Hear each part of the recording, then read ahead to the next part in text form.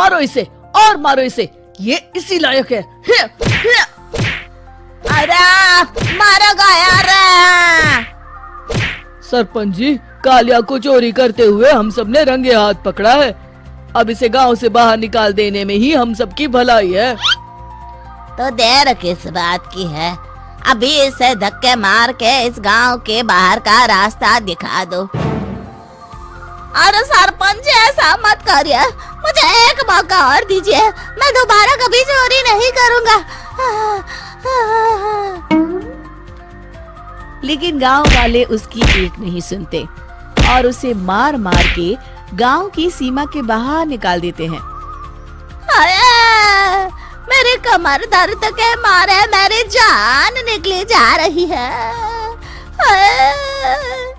कमबख्तों ने जम के धुलाई की है मेरी। अरे भगवान करे इनके गांव में भूचाल आ जाए, धरती फट जाए और सब गांव वाले उसमें समा जाए।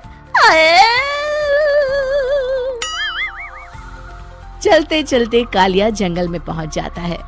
उसे वहाँ एक प्रयोगशाला दिखाई देती है। अरे इस जंगल में ये अजीब सा दिखने वाला घर किसने बनाया है, चल कर देखना पड़ेगा। कालिया प्रयोगशाला के पास चला जाता है। दो वैज्ञानिक प्रयोगशाला में बातें कर रहे होते हैं। बधाई हो डॉक्टर चमन, आखिरकार हम दोनों ने मिलकर एक ऐसी घड़ी का आविष्कार कर लिया है जिसे पहनकर कोई भी इंसान गायब हो सकता है। हाँ हाँ, तुमने बिल्कुल सही कहा डॉक्टर जर्माटो। अब कल सुबह ही हम इस जंगल से निकल जाएंगे, लेकिन उससे पहले आज रात के खाने का बंदोबस्त करते हैं। हाँ हाँ, मुझे तो बड़ी जोरों से भूख लगी है, चलो चलते हैं। दोनों वैज्ञानिक वहाँ से चले जाते हैं। उनके जाते ही कालिया प्रयोगशाला में दाखिल होता है। अच्छा तो ये बात है।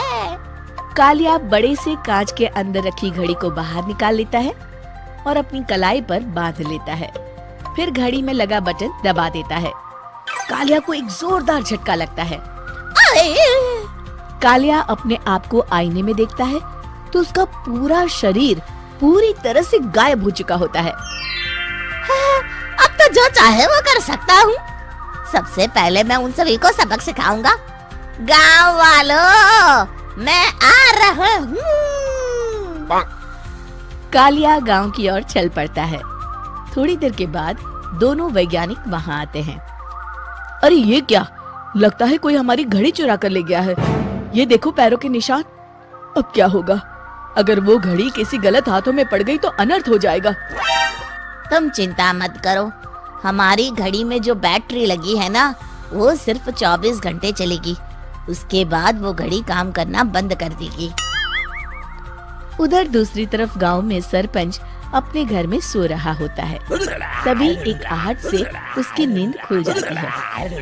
अरे कौन है वहाँ?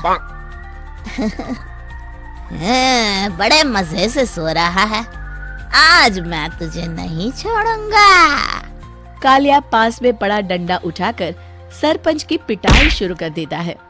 ये ले, ये ले, तू इसी लायक है, ले। आप मर गए। अरे ये क्या हो रहा है? अरे कोई बचाओ मुझे, मेरे घर में भूत आ गया है। सही कहा, मैं भूत ही तो हूँ, ये ले। अरे भूत जी, मैंने आपका क्या बिगाड़ा है, मुझे छोड़ दीजिए। आपको क्या चाहिए? तेरे घर में जितना भी पैसा है ना, मुझे ला कर दे दे, तब मैं तुझे छोड़ दूंगा और यहाँ से चला जाऊंगा। सरपंच अपनी तिजोरी से पैसे निकालकर एक बड़े कपड़े में बांधकर जमीन पर रख देता है और कालिया वो सारा पैसा लेकर वहाँ से चला जाता है। दूसरी तरफ जमींदार गांव के चौराहे पर खड़ा कुछ लोगों से बात कर रहा होता है। इस कमीने जमींदार ने भी मुझे बहुत पीटा था, इससे भी बदला लेना तो बनता है। हाँ? जमींदार अचानक अपने आप को चांटे मारने लगता है। अरे भाई ये क्या हो रहा है? जमींदार साहब अब ठीक तो है ना? अरे मुझे नहीं पता भाई।